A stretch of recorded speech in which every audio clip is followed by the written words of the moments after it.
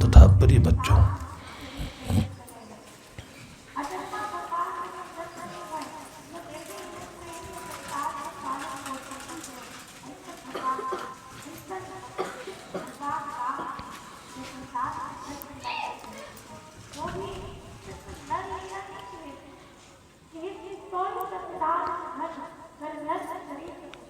सद्गुरु कहते हैं आपन पौ आप ही बिसर्यो।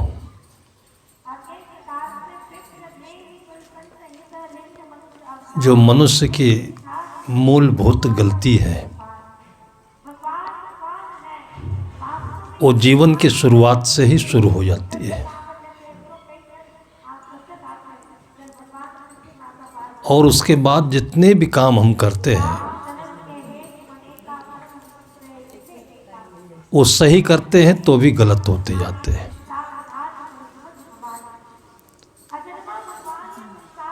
इजराइल की कंपनी भारतवर्ष में पेस्टिसाइड बहुत बेच रही है, कीटनाशक। 10-20 एकड़ का प्लाट है तो पूरे प्लाट में उसको स्प्रे करने में बहुत समय लगेगा। तो तरीका निकाला कि जहाँ से पानी का मुहाना निकलता है पूरे खेत में पानी फैलता है, तो ड्रॉप सिस्टम वो पानी के मुहाने के पास रख देते हैं। पानी के साथ ही एक एक बूंद वो कीटनाशक पूरे खेत में पहुंचता रहता है, पूरे खेत में अपने आप पहुंच जाता है। ये उदाहरण है।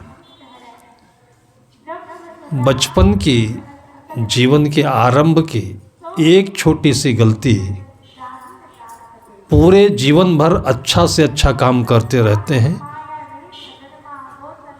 सबको तिक्त बना देता है, कड़वा बना देता है।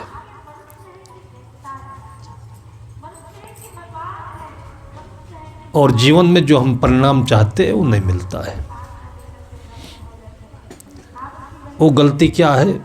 बहुत आसान शब्दों में सद्गुरु कहते हैं आपन पौ आप ही बिसर्यो। माता पिता भक्त होना चाहिए। वो क्यों होना चाहिए? इसका रहस्य न पता होने के कारण से आम समाज में अफवाह फैली, ये गुरु लोग अपना गुलाम बनाने के लिए, कमाई के लिए और शगुफा है ये।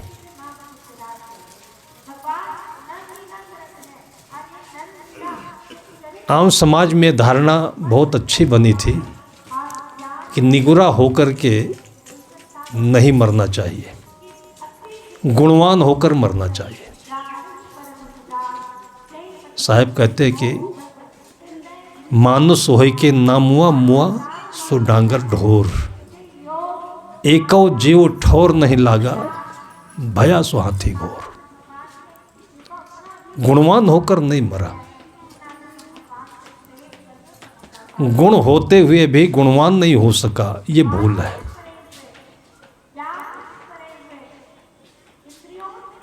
मूल गलती माता पिता के पास मिलती है कि बचपन से ही बच्चों को डॉक्टर, इंजीनियर, नेता, जज, ये बड़ी बड़ी पोस्टें का सपना दिखाने लगते हैं। एक जगह है, ये जगह है, जब आप चलेंगे तो वहाँ पर आप पहुँचेंगे। वो दूसरों के लिए नहीं है। जैसे कोई समय था, अब एक 10 साल पहले की बात है, किसी के हाथ में मोबाइल देखा जाता था। एक लंबा लंबा मोबाइल आता था, उसमें एंटीना एरियल भी लगता था, बड़ा वजनदार होता था। तो किसी के हाथ में वो मोबाइल देखा गया तो लोगों का मन इतना ललचाता था, देखें तो। उससे पहले पेजर आता था, कमर में बांधने वाला, कितने कितने आइटम ऐसे आए कि देख करके लोग लालायित होते रहे, ललचाते रहे, आए और सब चले गए।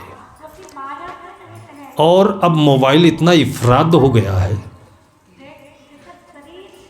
कि जो अच्छे और सभ्य लोग हैं उनको मोबाइल रखने में शर्म आती है,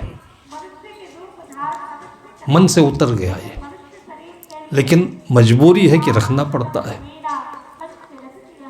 हम लोग इस कदर से इस चक्कर में फंसे, ये कोई बहुत पुरानी बात नहीं कि मोबाइल के बगैर भी जिंदगी आसानी से चलती थी। जब टेलीफोन नहीं होते थे तब भी जिंदगी चलती थी, और कम से कम 40 वर्ष हो गए और ज़्यादा हो गए। इसी छत्तीसगढ़ में हम गुरुदेव जी के साथ आते थे। छत्तीसगढ़ के लोग चिंगरी से, जिनकी पुण्य स्मृति में ये कार्यक्रम हो रहा है, उनके घर की, उनकी संगनी माता यशोदा देवी, इनके पिताजी, कहाँ छत्तीसगढ़ है, कहाँ बाराबंकी, संत समाज बाराबंकी है। कैसे तार मिल जाता था कि पता लगा देते थे कि बाराबंकी में विशाल साहब कहाँ पर है।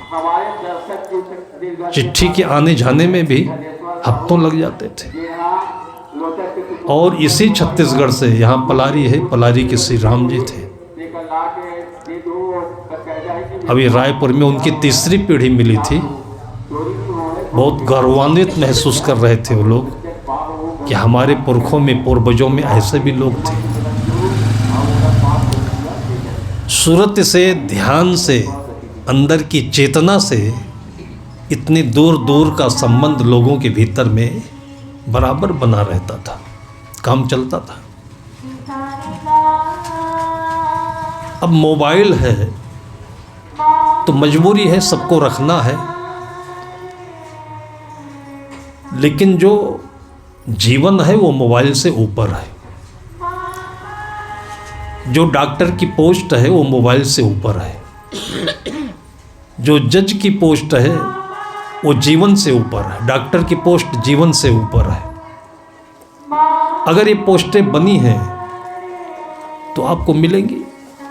डॉक्टर भी होंगे, जज भी होंगे, कप्तान भी होंगे, कलेक्टर भी होंगे। लेकिन इन सबों के पास में अपनी जिंदगी है कि नहीं है, ये तो टटोलने से पता चलता है। किसी शायर ने कहा कि ये दुनिया रंज राहत का गलत अंदाज करती है।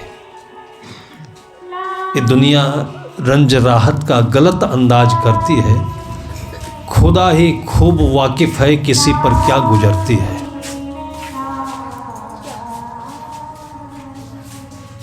अभी 2-4 वर्ष के भीतर में जो घटनाएं हमने सुनी, हमारे यहाँ लखनऊ में ADM, additional deputy collector, additional district collector की पोस्ट पर काम करने वाले, अच्छी पोस्ट होती है, जिले का मालिक होता है, पढ़ाई लिखाई की होगी और टैलेंट अच्छा था, एग्जाम क्वालिफाइड किया, ऊंचा पद मिला, लेकिन जीवन नहीं मिला। एक दिन अखबार की सुर्खियों में आया कि शाम के समय उन्होंने जहर खाया। एक ही बेटा है, सन्नी। पत्नी मायके चली गई थी। पत्नी से कोई विवाद, तनाव रहा होगा। जो चीज एक गरीब के घर में होना चाहिए कि गरीब की पत्नी कोई डिमांड करे, इच्छा करे, तो रिक्शा चलाता है, मजदूरी करता है, हो सकता है पूरी न कर पाए, लेकिन वो तनाव नहीं करती है। मैंने रिक्शा चलाने वाले की पत्नी को भी कहते सुना है, उसके घर मैंने भोजन बनाया और रिक्शा चलाने वाला जो शाम को आया तो पूछने लगा कि महाराज जी कोई घर में तकलीफ़ तो नहीं, कोई कमी तो नहीं लगी। मैंने कहा कि ये तुम्हारी गृह देवी, इसके रहते कहीं कोई कमी नहीं लग सकती। तुम्हारी 2 बच्चे, सचमुच में वो लोग व्यवस्था में, मैनेजमेंट में इतने मर्मस्पर्शी, अंतर्यामी। छोटा सा भोजनालय, जिस समय जहाँ जो चाहिए हमें बोलना नहीं पड़ा। फिर शाम को आया रिक्शा लेकर के, साफ करके रख दिया, हाथ पैर धो करके नहा कर सामने बैठा। पूछने लगा कि महाराज जी हम आपको निमंत्रित किए, लेकिन हमें मजबूरी है कि हम बिना रिक्शा चलाए शाम को भोजन नहीं व्यवस्था कर सकते हैं। आपको कोई तकलीफ तो नहीं हुई? मैंने उसकी पत्नी की खूबी बताई। उसने कहा कि सब कुछ गुण इनमें है, लेकिन मैं इनको कुछ नहीं दे पाता। लोग खुश होते हैं तो गिफ्ट देते हैं, और मैं चांदी के भी चैन नहीं दे पाया, लोग सोने की चैन देते हैं। तब उनकी पत्नी आंखों से इशारा करके हमसे बोलने लगी कि महाराज जी इनकी बात में मत पड़िए आप, इनकी ज़िंदगी मेरे लिए सोने की है। कुछ भी तो अपने पास नहीं रखते हैं, धोती पहनते हैं, धोती की टेंट में जो कुछ भी पैसा होता है लाकर मेरी आंचल में खोल देते हैं। इनकी ज़िंदगी सोने की है, ये आते हैं तो मुझे सब कुछ मिल जाता है। ये भी एक घर है, ये भी एक साथ है, ये भी एक ज़िंदगी है। और ये ज़िंदगी की एडिशनल डिस्ट्रिक्ट कलेक्टर ऊंची पोस्ट होती है, बहुत पावर होता है कलम में। पत्नी मायके चली गई, जो नज़दीकी बढ़नी चाहिए थी वो दूरी बढ़ती गई। शाम को उन्होंने जहर खा लिया। रात में फिर इमरजेंसी में गए मेडिकल में, तो वहाँ पर जब नर्सें आई सेवा करने के लिए तो उनके मुख से यही निकला कि मुझे मेरे अकेले बेटे सन्नी के लिए बचा लो, मैं तुमको अपनी बहन मानता हूँ। ये एडिशनल डिस्ट्रिक्ट कलेक्टर है। वो जीवन खो दिए, जीवन पाए ही नहीं, पद पा गए, जीवन नहीं पाए, जिंदगी नहीं पाए। यदि उनके माता पिता भक्त होते, ये जिस समय की घटना है उसी के 1 हफ्ते पहले हमारे पास ऐसी घटना आ चुकी थी, जहां सदगुरु विशाल देव की समाधि स्थली है। 3 एकड़ का प्रांगण है, लगभग 150 आम के छोटे बड़ी प्रजाति के पेड़ हैं, 100-150 सागौन के होंगे, चंदन है, देवदारू है, एकोगाडो है। जो लोग सुनते हैं लेकिन उसके फल और पौधे नहीं देखते, उनको लगाए। पूरा आश्रम एक उपवन है, उसी में सदगुरु विशाल देव कभी कभी प्रवास करते थे। उसको हम लोगों ने वैसे सुरक्षित रखा है। वहाँ से अयोध्या की तरफ लगभग 40 किलोमीटर पर एक भक्त का गांव है। तो जो मुख्य तिथि होती है फाल्गुन मास में, उससे 10 दिन पहले हमको फ़ोन करके वो बताई, वो घर की जो भक्त महिला थी, कि साहब मेरे बेटे को बेचैनी रहती है, ये कुछ बोलता नहीं, कुछ कहता नहीं, सोता नहीं है, चिंतित रहता है। मैंने कहा भंडारा आ रहा है और हमें व्यस्तता है। मैंने इतना सीरियस नहीं लिया उसकी बातों को। वो भंडारे में लेकर के आ गई। अब भंडारे में कार्यक्रमों में दूर दूर से लोग आते हैं, उनके पास बैठना पड़ता है। देखा उसको बेचैन था, पढ़ाई भी करता था, शायद ग्रेजुएशन कर रहा होगा। मामला लव मैटर का था। मैंने कहा कि ये भीड़ छट जाए तो मैं इससे बातचीत करूंगा। लेकर चली गई घर। और इधर कार्यक्रम पूरा होते होते दूसरे दिन रात में वो लड़के ने जहर खा लिया, रात में 12 बजे के करीब। और माँ इतनी होशियार थी कि उसके पास ही लेटती थी। वो माँ से अपनी दिल खोल करके बात नहीं बोल पाया वो। साथ साथ हम रहते हैं, लेकिन हमको वो नहीं जानते, उनको हम नहीं जानते। ये जिंदगी है। इन आँखों से हम दूर दूर की चीज़ें देख लेते हैं, लेकिन जो हमारे साथ हैं उनको नहीं देख पाते। ये जिंदगी है। लेकिन माँ लगी थी पास में, हिम्मत नहीं छोड़ी। खटपट हुआ। एक सल्फास होता है, पेस्टिसाइड है, और बड़ी बड़ी 3 गोली सिलवट पर पीस करके उसने पानी से नंगा दिया। जब खटपट की आवाज़ हुई तो जग गई माँ। बोली पंकज जी क्या कर रहा है? पी चुका था। फिर तुरंत लेकर के वो डॉक्टर के पास गई। डॉक्टर ने कहा ये बचेगा नहीं, अपने को बचाओ तुम। अब इतनी स्मार्ट महिला हो, है देहाती, कितनी दूरगामी सोच वाली महिला कि 40 किलोमीटर दूर ट्रैक्टर ट्राली पर रख करके उस अधमरी लाश को लेकर सुबह होते होते आश्रम पहुंच गई हो।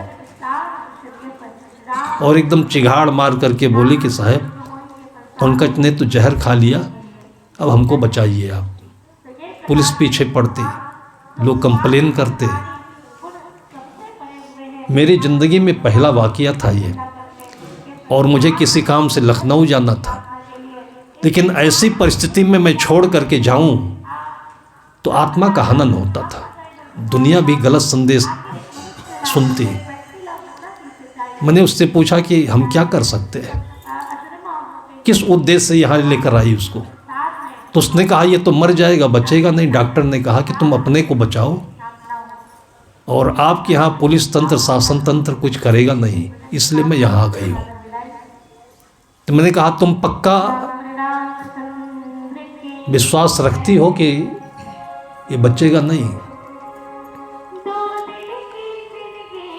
मेरे मन में भी और कुछ ख्याल नहीं आया, तो मैंने उसके अंगूठे में स्याही लगा करके एक सादे कागज पर मैंने उसका अंगूठा रख दिया, और उससे मैंने अनुमति ली कि ये बगीचा है, यहाँ लकड़ियाँ सूखी बहुत है, अभी यहीं जलवा देता हूँ इसको मैं।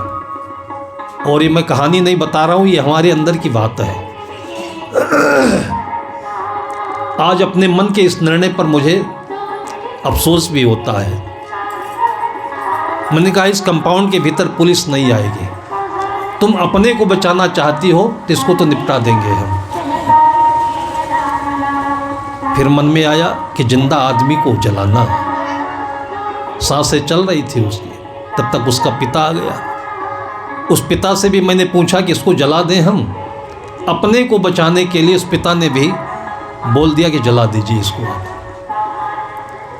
जलाने की पूरी तैयारी हो गई थी, लेकिन आत्मा स्वीकार नहीं करी। कुछ तो कोशिश करना चाहिए। आशा और विश्वास जीवन का सबसे बड़ा बल इसलिए माना जाता है, और इसे लोग नहीं माँ मिलते, नहीं पिता मिलते, साधु संत पर साधु संत नहीं मिलते, तो भगवान पर विश्वास कर लेता है। कहीं भी विश्वास कर लो, वो विश्वास आपका साथ देगा। बहुत बड़ी ताकत है ये। मैंने कहा ये काम नहीं करना चाहिए। फिर उसको धर्मशाला है वहाँ पर रख करके, फिर एनीमा होता है जो पेट के विकारों को साफ करने की खातिर उसका यूज किया जाता है। फिर नींबू पानी उसके मुख से भी डालते रहे, और उसके पेट की गंदगी को साफ करने के लिए हमारे साथी लोग इसके जानकार थे। मैंने कहा कि उसको एनीमा दे करके शौच कराओ, और लगभग आधे घंटे के बाद में फिर उसने आंखें खोल दी। फिर प्यास लगी, उसको पानी मांगने लगा। मैंने कहा अब ये ठीक हो जाएगा। फिर मैं तो चला गया काम से। 3 दिन बाद जब लौटा तो उसी सड़क पर टहलते हुए मिला। आंखें एकदम खून हो गई थी, बहुत ब्लड आंखों के रास्ते से और पूरे शरीर में। टहलते हुए मिला, फिर बंदगी किया। मैंने कहा तुम बंदगी कर रहे हो कि माँ बाप का गला काट रहे हो? तुमने क्यों किया इसे? तो मुस्करा दिया, फिर बोला नहीं। जिससे उसका प्रेम था, शादी करना चाहते थे, ये संदेश सुनते ही उसने दूसरी शादी कर ली। ये मौत तक पहुंच करके लौट आया। तब समझ में आया कि संसार में कोई किसी का साथी नहीं होता है।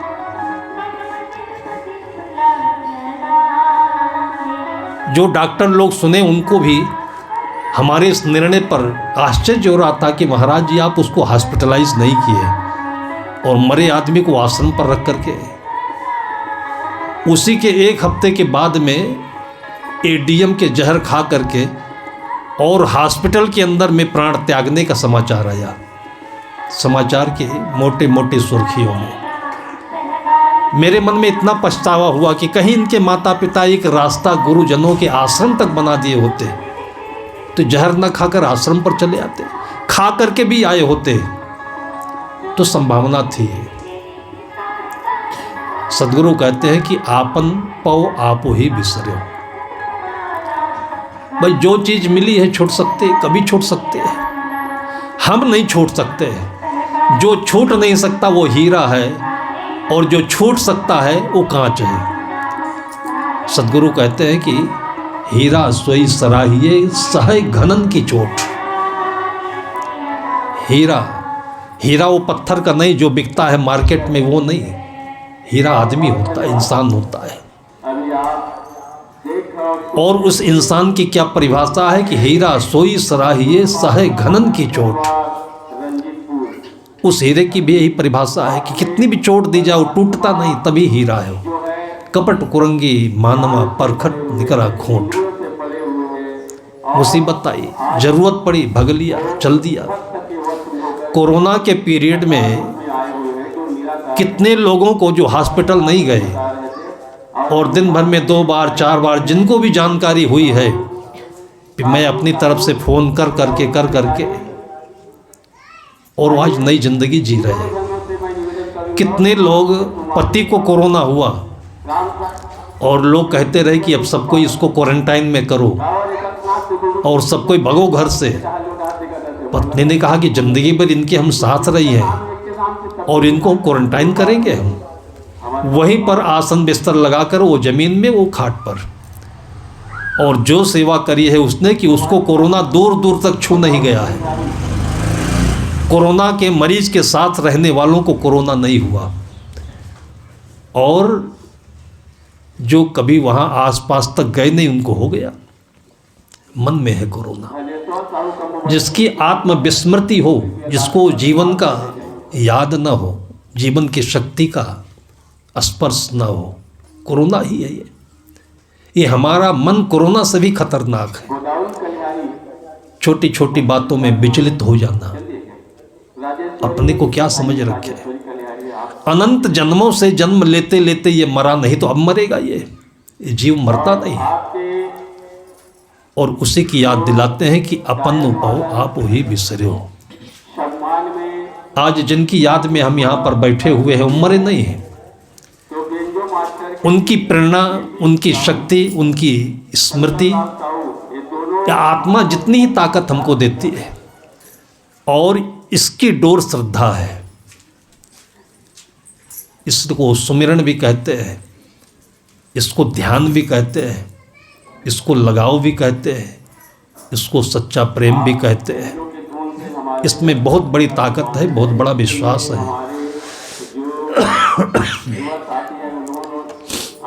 हर जगह, हर परिस्थिति में, हर पद पर यह शक्ति नहीं हो तो जीवन डामाडोल होता है। चपरासी को मैंने देखा है। हमारे यहाँ कलेक्टर साहब आए थे,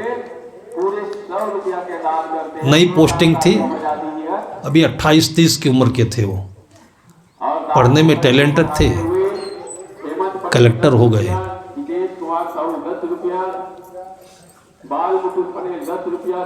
उसी के ऑफिस में एक चपरासी था।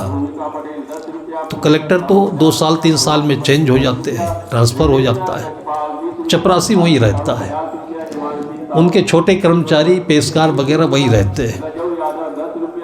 चपरासी की उम्र 55-56 के आसपास हो रही थी। वो कलेक्टर आया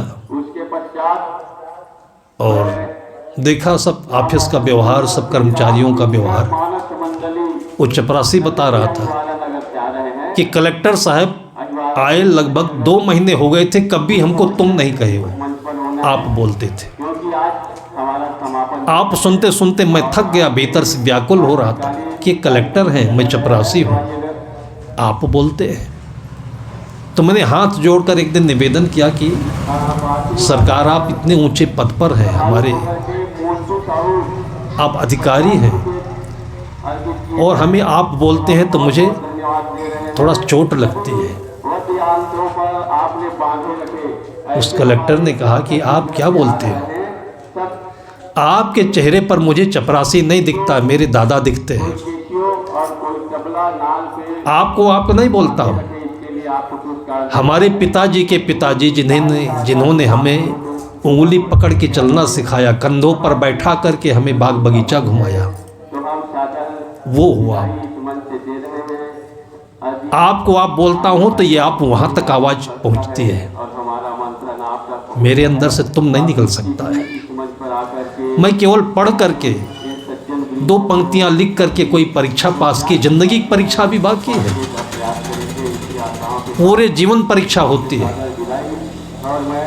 और ये पैसा पाकर, ये कुर्सी पाकर के मैं अपना पद छोड़ दूँ, धर्म छोड़ दूँ, ये मेरे माता पिता ने नहीं सिखाया, और यही संस्कार दे करके हमें भेजा है। इसी को हम भूल जाते हैं, इसी को हमारे माता पिता बच्चों को याद नहीं दिलाते हैं। सदगुरु कहते हैं कि एक शब्द गुरुदेव का ताका अनंत विचार। बच्चों को क्या दे रहे हो? कुछ भी दुनिया में बड़ी चीज नहीं है। अपने जीवन से, किसी के जीवन से बड़ी चीज कुछ भी नहीं है, और ये है तो दुनिया की सारी चीजें इसी के लिए है। बहुत कुछ भ्रांतियां हैं हम लोगों के मनों में। हम लोग शुरू में जब गुरुदेव जी के पास आए हैं, 18-20 की उम्र थी, पढ़ाई देख करके कुछ लोगों ने कहा कि PhD कर लीजिए। तो मैंने कहा क्या होगा? तो बोले डिग्री है, आप जहाँ जाओगे आपका सम्मान बढ़ेगा, इज्जत बढ़ेगी। दूर दूर तक इस चीज को हम पचा नहीं पा रहे थे, जिसे हम छोड़ करके आए हैं वो हमारा सम्मान बढ़ेगा। ऐसे गुरुजन मिले, ऐसे संत समाज मिला, वही संत समाज, वही गुरुजन हमारी प्रतिष्ठा थे। वो क्या थी? वो प्रतिष्ठा थी अपने आप में मजबूती। ये जीवन इसी चीज से हरा भरा होता है। मन की खुशी ले लीजिए, सबसे पहली चीज है। मन की खुशी आपके अंदर में हो तो टैलेंट बढ़िया होता है। 20 साल के पहले जब हम कॉलेज में पढ़ने जाते थे, बेमन का पढ़ते थे, पढ़ने की शक्ति थी। हमें आश्चर्य होता है कि हमने कभी कोचिंग नहीं की, ट्यूशन नहीं किया, घर पर भी नहीं पढ़ा, और भाग्यशाली हूँ कि माँ ने कभी पढ़ने के लिए कहा भी नहीं। माँ ने कभी पूछा ही नहीं कि तुम करते क्या हो। दुनिया पढ़ती है इसलिए हम भी जाते थे पढ़ने। माँ ने कभी नहीं कहा कि तुमको डॉक्टर होना है, नौकरी करनी है, तुमको पैसा कमाना है। मैं भाग्यशाली मानता हूँ कि ऐसी माँ मिली जिसका कोई दबाव नहीं था हमारे ऊपर। लेकिन सब जाते हैं तो मैं भी जाता था। कुछ करना है जीवन में तो घर में भी किया। सीखने का शौक था, ये कोई पूर्व जन्म का पुण्य होगा। बरसात के दिनों में लंबा बरामदा था तो लोग आसपास के आकर बैठ जाते थे, किस्से कहानी हुआ करते थे, लेकिन कोई भी ग्रामीण व्यक्ति खाली बतंगड़ नहीं करता था। किसी के हाथ में रस्सी बनाने वाला हो, 4 लकड़ियों का जोड़ा चौकड़ी होती है, उसी से रस्सी भरते हैं। और कोई ये बांस है, अरहर है, इसके पतले पतले डंठल, इसको जोड़ करके डलिया बनाना है। बच्चियां होती थी, वो एक घास होती है, कास कहते हैं, उसका सिकोहला बनाते थे, डलिया बनाते थे। छत्तीसगढ़ के कई घरों में मैंने वो गिफ्ट देखी है। जब बाराबंकी गए हैं तो जिनके घरों में उनका आसन लगा है वो सब अपने अपने घरों से छोटी छोटी नोइया कहते हैं, डलिया कहते हैं, किचन में रखने के लिए, चबैना चबाने के लिए, बहुत खूबसूरत चीज़, हाथ का बना हुआ। ये सब चीज़ें बचपन में मैंने देखी और सब चीज़ें मैंने सीखी। आज भी हम रस्सी बना सकते हैं, डलिया बना सकते हैं, पंखा बना सकते हैं। और ऐसे स्कूल में आर्ट साइड में एडमिशन लिया, लोग बोले साइंस साइड बड़ा टफ होता है। गांव से 5 किलोमीटर टहलते हुए पैदल स्कूल जाता था। लोगों ने कहा साइंस क्या पढ़ पाओगे, आर्ट साइड ले लिया, भूगोल ले लिया। पहले दिन से ही मास्टर साहब ने बोला कि इसको याद करो, भूगोल की परिभाषा है। मन में ऊब हो गई कि याद क्यों करें हम, उसके याद करने का कोई कारण बताइए तो याद करें। दूसरे तीसरे दिन भूगोल की परिभाषा नहीं बता पाए, फजीयत हो गई। फिर उसी दिन मैंने वो क्लास छोड़ दिया, फिर जाकर साइंस साइड में एडमिशन लिया। और जब तिमाही की परीक्षा हुई है तो 28-30 विद्यार्थियों का सेक्शन था, उसमें मैं अकेला पास था साइंस में, और वो भी 1 नंबर के गेस से। 17 नंबर में पासिंग मार्क होता है, 16 नंबर मिला था। भूगोल में फेल हो गया, साइंस में पास हो गया। इस अंदर में आपके इस घट में किस जगह पर कौन सा रत्न भरा हुआ है, ये तो समय बताएगा। इसको निकलने का अवसर दीजिए। हमारे ऊपर कोई तनाव नहीं था, कोई दबाव नहीं था, कोई गार्जियन भी नहीं था, कोई बताने वाला भी नहीं था, लेकिन अंतर से जो सामने दिखता था उसी तरफ आगे बढ़ता था। फिर साइंस साइड से पढ़कर वो भी छोड़ दिया, फिलॉसफी भी पढ़ी, मिलिट्री साइंस भी पढ़ी, इंग्लिश लिटरेचर भी पढ़ा। राइटिंग लिखने का शौक था। नेपाल के सदगुरु श्री संसरण साहब घर पर आया करते थे, कभी कभी उनकी चिट्ठी आती थी। कोई दिन वो चिट्ठी हाथ में लग गई और मैंने देखा कि जो प्रिंटेड कागज होते हैं उतनी खूबसूरत अक्षर उसके नहीं, इतने सुंदर अक्षर होते थे उनके। और देख करके हमको इतना लालच लगा जैसे लोगों को मिठाई देखकर लगता है, सोना देखकर लगता है। जब मैं ग्रेजुएशन करता था तब मैं डिक्टेशन लिखता था घर पर बैठ करके, सामने वो चिट्ठी रखी होती थी और एक एक अक्षर, ला ऐसे बनना चाहिए, हा ऐसे बनना चाहिए, अनायास ही सीखा इसको। और उसका लाभ आज तक हमारे साथ में है कि मैं किसी भी कलेक्टर को, किसी भी सेक्रेटरी को कहीं भी मैं चिट्ठी लिख के भेज दूं तो हमारे जाने पर शायद काम नहीं होता, लेकिन चिट्ठी से काम होता है।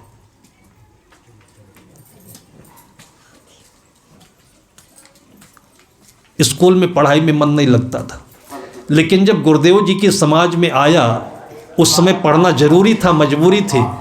इस समय तो साधु होने के बाद कुछ भी मजबूरी नहीं, लेकिन तब से लेकर के आज तक मुझे लगता है कि कोई दिन बाकी नहीं रहा कि मैं पढ़ता नहीं हूँ। जितने भी प्रकार के सब्जेक्ट होते हैं वो सारे सब्जेक्टों के घरों में जाता हूँ और बच्चे पढ़ते हैं। कॉमर्स लिया उसको उठाया, मैनेजमेंट लिया उसको उठाया।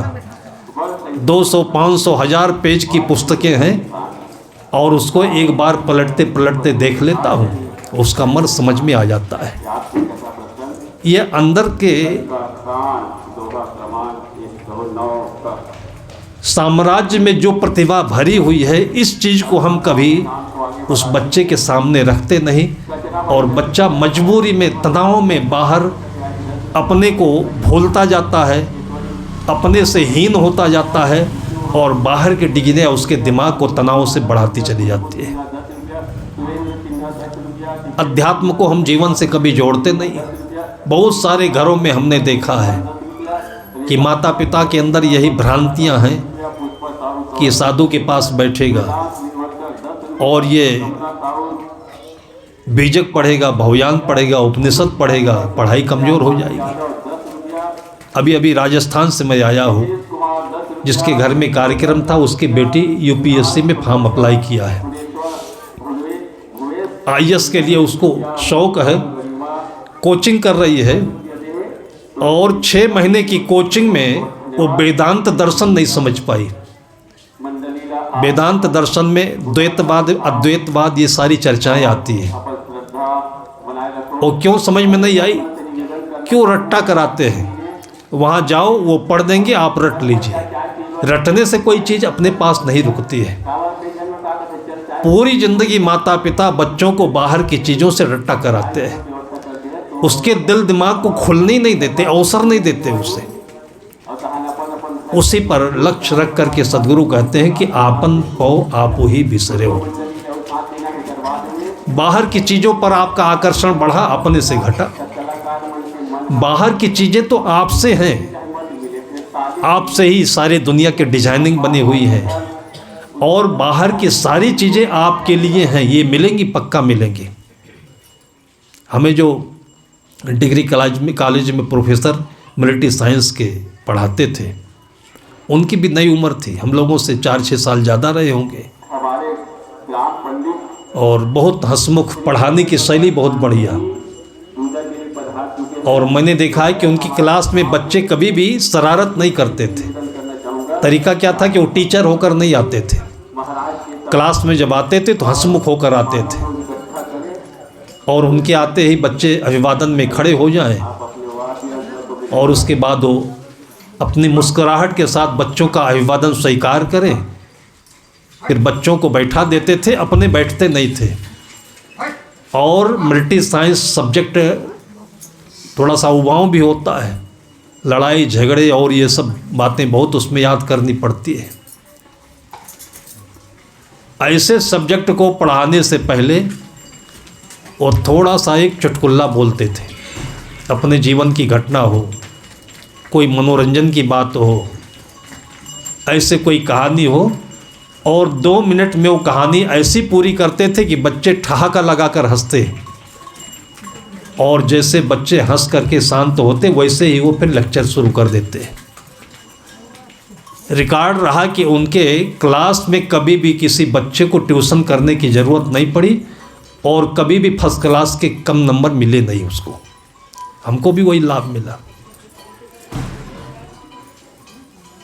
इसका साइंटिफिक फैक्ट यह है कि किसी भी बर्तन में आपको दूध रखना है तो बर्तन का ढक्कन खोलिए, फिर बर्तन में दूध डालिए, ढक्कन बंद कर दीजिए। और हम लोग क्या करते हैं कि बर्तन में ढक्कन लगा हुआ है, ऊपर से डालना शुरू कर देते हैं। पूरा घंटे भर लेक्चरार लोग, व्याख्याता लोग जो रट करके आए हुए हैं वही वहाँ पर तोता जैसे बोलते रहते हैं। अब बच्चों का दिल कहीं और है, वो जो बोल रहे हैं उससे बच्चों का लगाव मिला नहीं है, और पूरी ज़िंदगी ऐसे पढ़ते रहते हैं। तो IAS करने वाली, कोचिंग करने वाली उस बेटी को 5 मिनट मैंने ब्रह्मांड का शून्य से और बीज से उदाहरण दे करके 5 मिनट समझाया हूँ, और इतनी हंसी है वो, इतनी हंसी आई उसको कि इतनी सरल परिभाषा है, और हमारे कोचिंग के जो सर लोग हैं और किताब में है, इसको पढ़ते पढ़ते मूड पिराने लगा है, सिर दर्द। अपने से पढ़ाई शुरू करनी चाहिए। और मैंने देखा कि वो मिलिट्री साइंस के जो प्रोफेसर थे वो सबसे पहले दिल को पकड़ते थे, उस दिल में जो ढक्कन बंद है उसको खोल देते थे। वो ढक्कन क्या है? डर है। कितने ऐसे टीचर आते हैं, वो अपना रुआब लेकर के आते हैं, हैकड़ी लेकर आते हैं और डंडा दिखा देते हैं, मैं वैसे वैसे में नहीं हूँ, अपना धाग जमा देते हैं। वो धाग नहीं होता है, वो बच्चों के हृदय में एक ठोस पत्थर हो जाता है। भोपाल में इसे एक इंटर कॉलेज में मुझे प्रिंसिपल महिला थी, भक्त की बेटी रही होगी, उसको अच्छा लगा, बुला लिए सत्संग के लिए। मैनेजर साहब जब जान पाए उसके, तो उनको बड़ा अड़चन सा लगा कि जो बच्चे 45 मिनट की क्लास बैठ करके एकाग्र होकर के नहीं सुन पाते हैं, और तुम साधु को बुला करके इनको 2 घंटे तक क्या कराओगी यहाँ। लेकिन महिला कुछ बोल नहीं सकी मैनेजर के सामने। कार्यक्रम बन चुका था, मैं पहुंच चुका। तो एक बड़ा हॉल था, उसमें लड़के लड़कियां सब कंबाइंड क्लास चलता था, सब बैठे, लगभग 300-400 बच्चे रहे होंगे, 6 सैली तक बाहर रख के। फिर मैंने शुरू में एक प्रार्थना बोली, बहुत अच्छा गीत, और बच्चों को अपने साथ अपने लहजे के साथ ले चला। उसके बाद छोटी सी कहानी, फिर उसके बाद बच्चों से बातचीत शुरू कर दी मैंने। और करते करते करते करते 45 मिनट से और 50 मिनट 1 घंटा से ज़्यादा मैं कहीं नहीं बोलता। लेकिन उस दिन 1.5 घंटे तक मैं बोलता रहा। मैं थक गया तब बंद किया, लेकिन एक भी बच्चा बीच में उठ करके बाथरूम नहीं गया। मैनेजर साहब भी बैठे थे। तब फिर हमसे मिल करके बोलने लगे कि आपने बच्चों को किस जादू में बैठा दिया, नहीं तो 45 मिनट में कम से कम 2 बार 3 बार इनको बाथरूम जाना पड़ता है। तो मैंने उनको सरल कारण बताया कि आपके जो टीचर हैं ये परंपरागत है। वो ये कहे टीचर का रोब लेकर आते हैं, घोड़क देते हैं। ऐसा नहीं लगता घर में गुरुजी, क्लास में गुरुजी आए हुए, ऐसा लगता है कि भालू आया कि बाघ आया कि। अब उनके हृदय का जो कपाट खुलना चाहिए वो बंद हो जाता है, और बाकी जहाँ का बंद हो जाना चाहिए वो खुल जाता है। हृदय कमल बंद हो जाता है, नीचे का कमल खुल जाता है, तो बाथरूम निकलेगा नहीं उनका। इतने खुश हुए वो, इतने खुश हुए कि आज इतने वर्षों से मैं कॉलेज चला रहा हूँ, लेकिन बच्चों के साथ ये योग किसी ने नहीं सिखाया है। इसको योग कहते हैं। चाहे पति पत्नी का योग हो, पिता पुत्र का योग हो। हम लोग ये लेक्चर और ये प्रवचन, ये उपदेश, इसका भी गलत संदेश जाता है घरों में। हम बोलते हैं, घर वाले भी बोलने लगते हैं। हम इसलिए बोलते हैं कि जो बोलता हो बंद करे, लेकिन आदमी सोचता है कि महाराज जी बोल रहे हैं तो हम भी बोलेंगे, और बोलते बोलते घर में सारे बच्चे ऊब जाते हैं। जब बाप घर में आता है तो बेटा भाग जाता है, कहीं बेड के नीचे घुस जाता है, ऐसा लगता है कि कोई जंगली जानवर आ गया है। घर में पिता नहीं आए तो बच्चे मायूस हों, इंतज़ार करें, बार बार फ़ोन मिलाएं, तब लगे कि हाँ डोर है, तब लगे कि किसी के पास में कोई लगाव है। लेकिन वो है कि कैसे होता है, कोई किसी से बोले कि हमसे प्रेम करो तो प्रेम होगा क्या? प्रेम ना किया जाता है न कराया जाता है, प्रेम तो हो जाता है। और कब होता है? जब निरपेक्ष स्थिति में आते हैं। जो निरपेक्षता हमारे दो लोगों के बीच में होने चाहिए वो हम लोगों ने दिल्ली में बैठा दी, संसद में बैठा दी, धर्म निरपेक्ष बोल दिया। निरपेक्ष शब्द का अर्थ होता है कि दो लोग साथ में रहें, लेकिन दोनों पर चढ़ के न रहें, दोनों से कोई भी अपेक्षा न रखें, बल्कि देने का भाव रखें। बिल्कुल सरल उदाहरण है कि आप पौधा लगाइए, कुछ मत दीजिए उसको, लेकिन 5 साल के बाद पौधा फल आपको वैसे ही दे देगा, टूटकर। आप उसके नीचे हो या ना हो, आपको फल मिल जाएगा। तभी संतों ने कहा कि वृक्ष कबो नहीं फल भगाए, नदी न संचय नीर, पर मारत के कारणे साधुन धरा शरीर।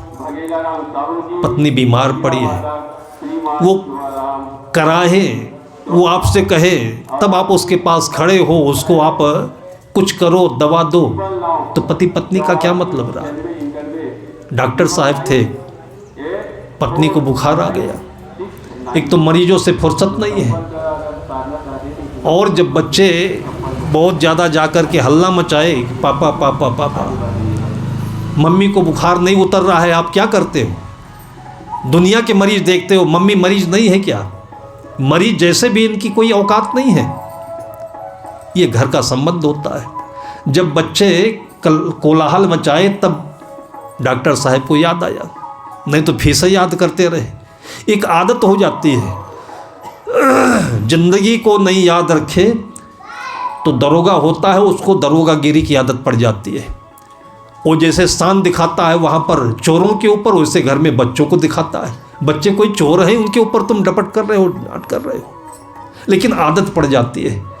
कलेक्टर गिरी करते करते घर में भी वही आदत पड़ जाती है। इसलिए ये सारे लोग घर में परेशान रहते हैं और इनसे बच्चे परेशान होते हैं। इसलिए कहते हैं कि घर में आओ तो जो वर्दी है ये बाहर उतार के आओ। घर में एक आत्मा बन करके अपनी ज़िंदगी की खूबसूरती लेकर के आओ। डॉक्टर साहब बच्चों के बहुत ज़्यादा हल्ला मचाने पर गए और थर्मामीटर लेकर के गए, अपनी पत्नी से बोला कि इसको रखो। थर्मामीटर में 1 मिनट लगता है। उसने अपने मुख में थर्मामीटर डाल दिया और 1 मिनट भी अपनी पत्नी के पास डॉक्टर साहब खड़े नहीं हो सके। ये संबंध होता है। आदत बिगड़ जाती है, चलते चलते, बात करते करते, ऑफिस में रहते रहते, और जितने भी इस प्रकार के लोग होते हैं उनके घर में आदत बहुत बिगड़ी होती है। वो ज़िंदगी के स्वरूप में नहीं आ पाते अपने, और कठिन भी है। 1 मिनट नहीं खड़े हो सके। जब घूम घाम करके आए, पत्नी ने थर्मामीटर निकाल करके उनके हाथ में पकड़ाया। कहीं चूक हो गई होगी, थर्मामीटर गिर गया, फर्श पर गिरा, टाइल पर चट से आवाज़ हुई तो डॉक्टर साहब के अंदर से आह निकल गई। जैसे थर्मामीटर टूटा वैसे उनके दिल में चट से आवाज़ आई। कहा टूट गया, टूट गया, टूट गया। बुखार तो ऐसी चीज़ है कि 3 दिन में अपने आप आती और चली जाती है। इसके लिए बहुत परेशान होने की ज़रूरत नहीं है। कोई कारण हो तो उसकी बात दूसरी है। 5-6 दिन में पत्नी सही हो गई, फ्रेश हो गई, फिर बिल्कुल नॉर्मल में आ गई। तब फिर डॉक्टर साहब वही पुरानी आदत कि बाहर ऐसे वैसे करते हैं, भीतर आते हैं तो मैं तुमको बहुत प्यार करता हूँ, मैं तुमको दुनिया में सबसे अधिक मानता हूँ, यही सब कोटेशन बोलने लगे। सुनते सुनते पत्नी थक गई तो उसने कहा कि मैं जानता हूँ कि आप कितना प्यार करते, मैं जानती हूँ कि आप कितना प्यार करते हैं। हमारे लिए एक थर्मामीटर टूट गया तो आपकी जान टूट गई। हमारी कीमत थर्मामीटर के बराबर भी नहीं किया। 1 मिनट हमारे पास आप खड़े नहीं हो सकते हैं। इतना सुनते ही डॉक्टर साहब के भीतर में अपने ज़िंदगी का कपाट खुल गया। एक इंसान के साथ, और जैसे पत्नी के साथ नहीं खड़े हो सकते तो मरीज के साथ नहीं हो सकते। ऐसे लोगों की डॉक्टरी कभी सफल भी नहीं होती है। और नहीं तो डॉक्टर तो वो होता है, एक बार मरीज की आंख में आंख डाल दे अपनी, एक बार उसको प्यारा स्पर्श दे दे और बोल दे कि तुझको कोई बीमारी नहीं है, और वहीं से उसके 50% बीमारी वहीं ख़त्म हो जाती है। और ये जादू, ये चमत्कार वही दे सकता है जिसके माता पिता भक्त होते हैं। संत गुरुजन माता पिता को वो ताकत दे देते हैं कि जो बोली वो होगा। ये उनके पास शक्ति है, लेकिन अपने लिए नहीं, सबके लिए, दूसरों के लिए। मैंने देखा है कि 100 में 99, और बल्कि समझ लीजिए कि 99.99 माता पिता ऐसे होते हैं कि अपने लिए कभी कुछ चाहते ही नहीं। इस चीज़ का सर्वे हमने अपने कथाओं में किया है, प्रवचनों में किया है कि जो कुछ भी मिलता है कभी भी उन्होंने खाया नहीं, अपने आंचल में गांठ बांधा। तो मैंने कहा प्रसाद मिला, इसे तो खा लो। कहा घर में बच्चे हैं, उनको इसका लाभ मिलना चाहिए। हमेशा मेला गए तो, मड़ई गए तो, बाहर टूर पर गए तो कुछ भी आँखों में अच्छा लगा तो अपने लिए नहीं, बच्चों के लिए। और देवता के स्थल पर गए, मंदिर में गए, वहाँ भी बच्चे याद होते हैं कि हमारे जीवन की सारी शक्ति, भक्ति हमारे बच्चों को मिले। वो जीवन में अपने मुक्त कंठ होकर के लोगों का गुणगान करे, और उसी में हमारा परमार्थ है। ऐसी शक्ति सबके आंगन में खिले, सब बच्चों में खिले। ये बच्चे जहाँ भी रहें वहाँ पर दूसरों को प्राण दे, दूसरों को हंसी खुशी दे। ऐसे ही आज उन महान आत्मा की पुण्य स्मृति में जो कार्यक्रम कर रहे हैं, उनकी शक्ति इन बच्चों में खिल रही है। ये देख करके यही चीज़ हमारे लिए आरती है, यही पूजा है। इसी भावना के साथ में हम अपनी वाणी को विराम देते हैं। प्रेम से बोलिए सदगुरु कबीर साहिब की, संत समाज की।